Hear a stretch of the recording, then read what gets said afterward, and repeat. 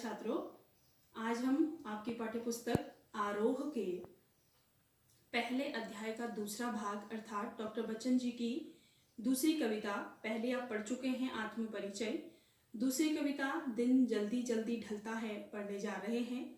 तो प्यारे बच्चों, इसमें आप देख लीजिए कि दिन किसका प्रतीक है। दिन यहाँ पर जीवन का प्रतीक है, जीवन बिंब के रूप में सामने आया है। अर्थात कवि कहना चाहते हैं कि यह जीवन जो है वो क्षणभंगुर है। क्षणभंगुर अर्थात क्षण में नष्ट होने वाला, यह स्थायी नहीं है, अस्थायी है, नितांत अस्थायी है। जिस प्रकार दिन समय जो है वो चलता रहता है, उसी प्रकार जीवन भी चलता चलता एक दिन समाप्त हो जाता है। तो इसी के अर्थ में यह कविता है। देखिए और समझने का प्रयास कीजिए। देखिए क्या कहते हैं, हो जाए न पथ में रात कहीं, हो जाए न पथ में रात कहीं, मंजिल भी तो है दूर नहीं, मंजिल भी तो है दूर नहीं, यह सोच थका दिन का पंथी, यह सोच थका दिन का पंथी भी जल्दी जल्दी चलता है, दिन जल्दी जल्दी ढलता है। बच्चे प्रत्याशा में होंगे, बच्चे प्रत्याशा में होंगे, नीड़ों से झांक रहे होंगे, नीड़ों से झांक रहे होंगे, यह ध्यान परों में चिड़ियों के, यह ध्यान परों में चिड़ियों के, भरता कितनी चंचलता है, दिन जल्दी जल्दी ढलता है।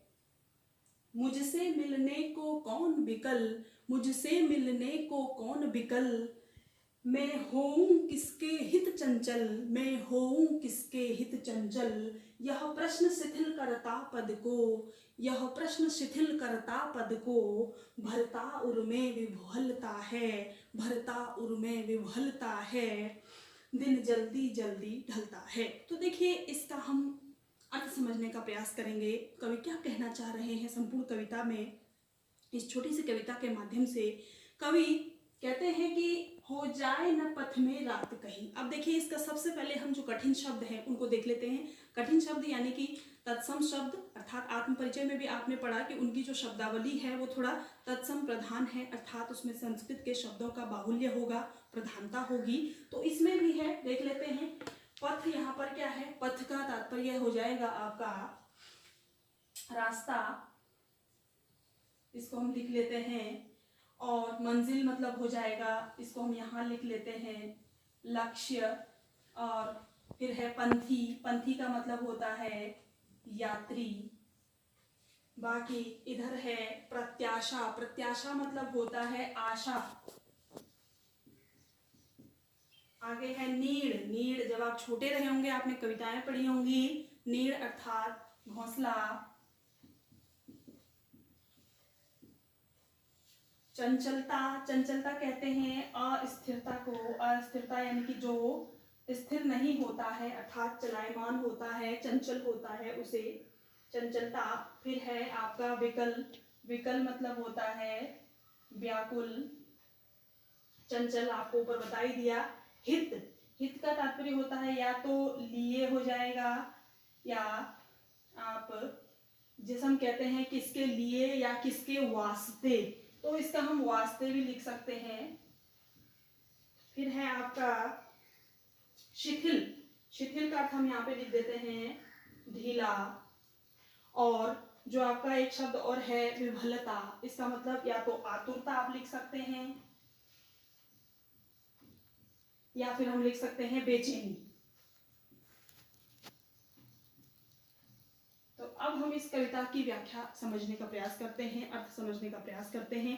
क्या कहना चाह रहे हैं कवि, कवि कहते हैं हो जाए न पथ में रात कहीं, कि रास्ते में कहीं रात न हो जाए, रास्ते में कहीं रात न हो जाए, चलते चलते रास्ते में कहीं रात न हो जाए। तो रात कब होती, जब दिन ढल जाता है। ढलना अर्थात समाप्त होना, यहाँ पे ढलना शब्द आया है, अर्थात आगे बढ़ना या समाप्त होना।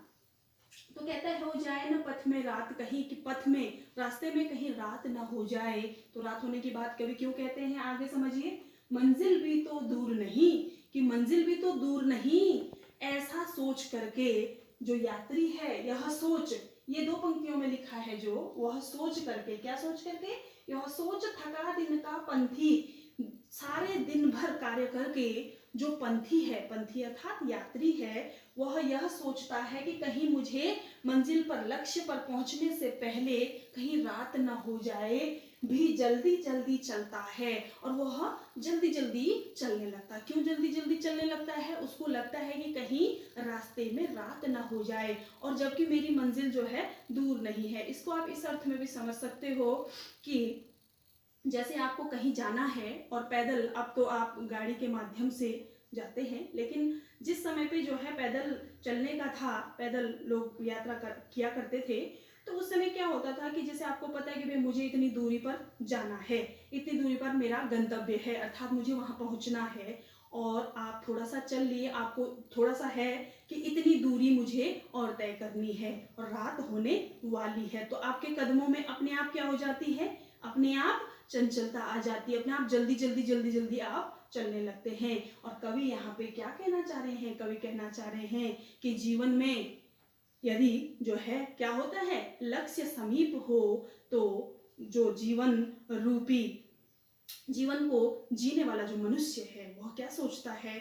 वह सोचता है कि कहीं मैं अपने लक्ष्य पर पहुंचने से पहले मेरे जीवन का अंत न हो जाए, इसलिए वो जल्दी जल्दी जल्दी जल्दी जो है अपने लक्ष्य की ओर बढ़ने का प्रयास करता है।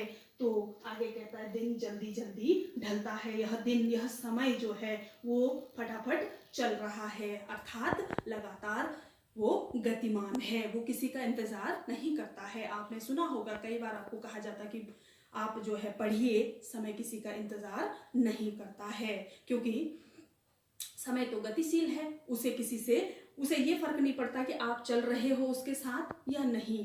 और मंजिल तक कौन पहुंचता है? जो व्यक्ति समय के साथ साथ आगे बढ़ता है। यदि आपने समय को क्या कर दिया, आगे जाने दिया और आप पीछे रह गए, तो आप हमेशा के लिए पीछे हो जाएंगे, आप उसके साथ कभी नहीं चल पाएंगे, अर्थात नियत समय पर आप अपना लक्ष्य प्राप्त नहीं कर पाएंगे। इसका एक उदाहरण आप ये भी देख सकते हैं कि आपका जो शैक्षिक सत्र है वो कब से शुरू होना था? अप्रैल से शुरू होना था, और नहीं हो पाया तो सरकार ने भी जो है क्या कर दिया, अगर आपको नियत समय पे हम सत्र शुरू नहीं करवाएंगे तो आपका पाठ्यक्रम क्या होगा? रह जाएगा, और आपका जितना प्रतिशत आपने परीक्षा में लाना है वो आप नहीं ला पाएंगे। तो इसे ये बहुत बढ़िया उदाहरण जो है उसका है। तो देखिए यहाँ पर कवि कहना चाह रहे हैं कि पथ में कहीं रात न हो जाए, यह सोच करके क्या कर रहा है पंथी अर्थात यात्री, क्या कर रहा है? जल्दी जल्दी चल रहा है, और उसे ज्ञात है कि मेरी मंजिल भी, मेरा लक्ष्य भी दूर नहीं है, मुझे यहाँ तक पहुँचना है। तो यह सोच करके पंथी क्या करता है? जल्दी जल्दी चलता है, उसके पैरों में एक चंचलता आ जाती है, उसके अंदर एक जोश भर जाता है, क्योंकि उसे अपने लक्ष्य का ज्ञान है। तो आगे देखिए, अब यहाँ पे पक्षियों के माध्यम से प्रकृति भी समय का कितना पालन करती है। देखिए, बच्चे प्रत्याशा में होंगे, नीड़ों से झांक रहे होंगे, यह ध्यान परों में चिड़ियों के भरता कितनी चंचलता है। अब आपने देखा होगा, हमारे पास तो घड़ी है, हम क्या करते हैं? घड़ी के अनुसार विद्यालय आते हैं, घड़ी के अनुसार घर जाते हैं, घड़ी के अनुसार उठते हैं, सोते हैं। लेकिन जो चिड़िया आपने देखी होगी, चिड़िया देखी या फिर प्रकृति का कोई भी जीव जंतु देखा, वो क्या करता है? वो अपने नियत समय पर, उसके पास कोई घड़ी नहीं है, घड़ी केवल हम मनुष्यों के पास है, उनके पास कोई घड़ी नहीं है, लेकिन वो नियत समय पर अपने कार्य के लिए जाते हैं और नियत समय पर वापस आते हैं। तो उसी का उदाहरण कवि ने यहाँ पर दिया है कि बच्चे प्रत्याशा में होंगे। अब प्रत्याशा का मतलब मैंने आपको क्या बताया? आशा। आशा यानी कि उम्मीद, कि बच्चे उम्मीद में होंगे। किसके बच्चे उम्मीद में होंगे? देखिए, नीड़ों से झांक रहे होंगे। नीड़ यानी कि घोंसले से, बच्चे कहाँ से झांक रहे होंगे? घोंसलों से झांक रहे होंगे। यह ध्यान, कौन सा ध्यान? चिड़िया को यह ध्यान जब आता है, जो चिड़िया उड़ने, वो दाना चुगने जाती है, उसको जब यह ध्यान आता है, कौन सा ध्यान? कि मेरे बच्चे जो है मेरी प्रत्याशा में होंगे, अर्थात मेरी आशा में होंगे, मेरे आने की उम्मीद में होंगे। क्योंकि शाम होते ही बच्चे अपनी माँ की बाट जोहने लगते हैं, यानी कि इंतजार करने लगते हैं कि माँ कब आएगी और कब मेरे लिए दाना लाएगी। तो ऐसा ही यहाँ पर कवि कहते हैं कि यह ध्यान, कौन सा ध्यान? चिड़िया को जब यह ध्यान आता है कि मेरे जो बच्चे हैं, छोटे छोटे छोटे वो आशा में होंगे और नीड़ों से घोंसलों से झांक रहे होंगे कि माँ कब आएगी। तो जब यह ध्यान किसको आता है, चिड़ियों को जब यह ध्यान आता है तो उनके परम का अर्थ मैंने आपको नहीं बताया, पर मतलब पंख होता है। तो कह रहे हैं कि उनके पंखों में क्या भर देती है, चंचलता भर देती है, अर्थात वो जल्दी जल्दी उड़ने लगते हैं, वो फिर स्थिर नहीं रह सकते हैं एक जगह पर, उसके बाद वो चंचल हो जाते हैं, उनके पर चंचल हो जाते हैं, उनके पंख चंचल हो जाते हैं और वो फटाफट उड़ करके अपने बच्चों के पास आते हैं। दिन जल्दी जल्दी ढलता है। तो कवि यहाँ पर कह रहे हैं कि जब प्रकृति के हर एक जीव को समय का भान है, वो समय के साथ साथ चलना जानता है, तो हम मनुष्यों को भी क्या करना चाहिए, हम मनुष्यों को क्या करना चाहिए, समय के साथ साथ चलना चाहिए, समय का गुलाम नहीं होना चाहिए, बल्कि समय को अपना गुलाम अपने अनुसार चलाना चाहिए। कि जब जो है हम इंतजार करेंगे कि कब 12 बजेगी, कब 2 बजेगा, कब 10 बजेंगे तो मैं ये काम करूंगा, नहीं, हम काम करेंगे तो हम समय से पूर्व ही उस काम को जब कर लेंगे तो क्या हो जाएगा, तो नितांत हम जो है अपने लक्ष्य की ओर बढ़ते रहेंगे। अगला जो अगली 4 पंक्तियां हैं उसमें क्या कहते हैं कवि, अब कवि वापस फिर अपने आप पे आ गए। जैसे आत्म परिचय में वो कह रहे थे कि मेरे जीवन में तो क्या है, केवल एकाकीपन है, एकाकीपन अर्थात मैं तो अकेला हूँ। यहाँ पर वो फिर कहते हैं कि मुझसे मिलने को कौन विकल, कहते हैं कि प्रकृति का एक एक प्राणी जो है अपने घर को जाने के लिए वो क्या है, व्याकुल है, लेकिन जो मैं हूं, मैं तो अकेला हूं, मुझसे मिलने को कौन विकल, यहाँ पे प्रश्न कर रहे हैं, कहते हैं कि मुझसे मिलने को कौन व्याकुल है, कोई मुझसे मिलने को व्याकुल नहीं है, क्योंकि जो मुझसे मिलने के लिए व्याकुल रहती थी वो अब इस संसार में नहीं रही। आगे कहते हैं मैं होऊं किसके हित चंचल, कि जिस प्रकार लोग अपने घर में अपने आत्मीय जनों के लिए जाते हैं, तो मेरा कौन है जिसके लिए मैं चंचल हूं, किसके हित, हित मतलब किसके लिए, चंचल अर्थात मैं किसके लिए अस्थिर हूँ, अर्थात मैं स्थिर रहूंगा, मैं जहां बैठा हूं मैं वहीं बैठा रहूंगा, मुझे कोई कौन मेरा अपना है, मेरे लिए कौन व्याकुल हो रहा है, मैं किसके लिए चंचल हूँ, अर्थात मैं समय के साथ साथ न भी जाऊं न भी चलूं तो मेरा कोई अहित नहीं होने वाला। आगे कहते हैं यह प्रश्न, कौन सा प्रश्न, जो ये 2 प्रश्न कवि अपने आप से कर रहे हैं कि मेरे लिए कौन व्याकुल है, मेरे लिए कौन व्याकुल है और मैं किसके लिए चंचल हूँ, ये प्रश्न अब यहाँ पर कह रहे हैं यह प्रश्न शिथिल करता पद को, जब कवि के मन में यह प्रश्न उठते हैं तो उसके पद अर्थात उसके पैर क्या हो जाते हैं, शिथिल मतलब ढीले पड़ जाते हैं, उनकी रफ्तार जो है वो कम हो जाती है। भरता उर में विभलता है, अर्थात उर मतलब मैंने आपको बताया था आत्म परिचय कविता में, मैं उर के उद्गार लिए फिरता हूँ, उर मतलब हृदय के। तो यहाँ पर कह रहे हैं कि भरता उर में विभलता है, जब मेरे मन में यह प्रश्न उठते हैं कि मेरे लिए कौन व्याकुल होगा, मैं किसके लिए चंचल हूँ, तो मन क्या हो जाता है, ये प्रश्न मन में क्या भर देते हैं, विभलता, विभलता यानी कि बेचैनी भर देते हैं, आतुरता भर देते हैं, मैं बेचैन हो उठता हूँ, दिन जल्दी जल्दी ढलता है। तो कवि कहते हैं कि यह दिन जो है, यह समय जो है वो जल्दी जल्दी ढलता है, अर्थात जल्दी जल्दी व्यतीत होता रहता है, परिवर्तनशील है, यह किसी का इंतजार नहीं करता है, इसलिए हमें हमेशा समय के साथ साथ चलना चाहिए। तो अब हम इसका सिर्फ सौंदर्य देखते हैं। सबसे पहले हम इसमें देखेंगे भाषा, भाषा कौन सी है, भाषा जैसे आपने आत्मपरिचय में लिखी, क्या लिखी आपने आत्मपरिचय में, तत्सम प्रधान खड़ी बोली, तो यहाँ पर भी आप तत्सम प्रधान खड़ी बोली लिखेंगे, क्योंकि आप देख रहे हैं शिथिल है, पद, हित, चंचल, विभलता, विकल, ये सब शब्द आए हुए, नीड़ आया हुआ है, तो ये क्या है, ये संस्कृत के शब्द हैं, तो सीधे सीधे आप लिख देंगे तत्सम प्रधान खड़ी बोली। ये अलंकारों की हम बात करें तो अलंकार हम इसमें देखते हैं। देखिए सबसे पहले तो मैंने आपको जैसे बताया है कि यहाँ पर प्रश्न किया जा रहा है, यहाँ पर भी प्रश्न किया जा रहा है, प्रश्न है, प्रश्नों का प्रयोग हो रहा है, तो सीधे सीधे आप लिख देंगे बिना सोचे और समझे प्रश्नालंकार। सबसे पहले प्रश्नालंकार लिख देंगे कि इस शब्द में, इस पंक्ति में, इस वाक्य में क्या हुआ है, प्रश्नालंकार का प्रयोग हुआ है। दूसरी चीज इसमें आप अनुप्रास अलंकार देखेंगे। अनुप्रास अलंकार क्यों देखेंगे, देखिए को, कौन, को और कौ की आवृत्ति 2 बार हो रही है, मुझसे मिलने, दो बार आवृत्ति हो रही है मोमो की, यहाँ पर क की दो बार आवृत्ति हो रही है। अब देखिए जल्दी जल्दी ज दो बार आया है, फिर जल्दी जल्दी में ज दो बार आया है, यहाँ पर फिर और यहाँ पर फिर आया हुआ है।